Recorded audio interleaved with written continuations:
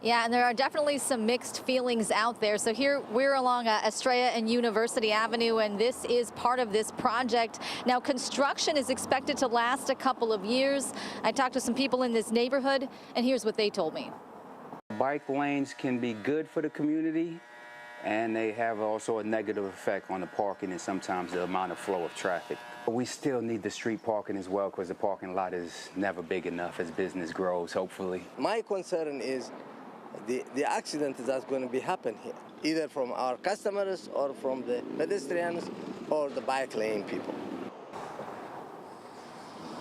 And so that was Tess Reedy, a manager at Madison Auto Repair, and Rock Lug, a barber at Royal Cuts Barber Shop. So they both work along the stretch of University where these new bike lanes are going in. And as you heard them say, they have some concerns about parking, about safety, even after the bike lanes are finished. So here's a map of the project. It stretches 3 miles along University Avenue between Estrella Avenue and 69th Street. And Sandag says it's going to include buffered bike lanes, high visibility pavement markings, traffic calming infrastructure. Now, I also talked to a man named Joey Schindler who was in this neighborhood, and he had a different take. You can see there's a lot of traffic on the street, and it's not really so welcoming to a lot of bikers. That being said, the construction is very lengthy, and I do understand why residents have some hesitations. I just think eventually, overall, it's going to be a benefit for the community.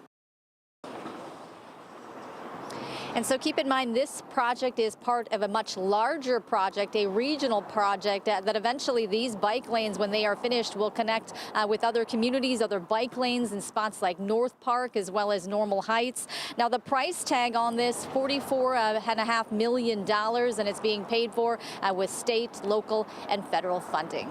Anna and Carlo. Kelly, we know there are a lot of safety concerns for bike riders. We know there's concerns about the quality of the road, the infrastructure. But in stories like these, we had a gentleman in your story talking about lost parking spaces potentially. That's a big concern for businesses and understandable. What do we know about the loss of parking spaces in this particular project?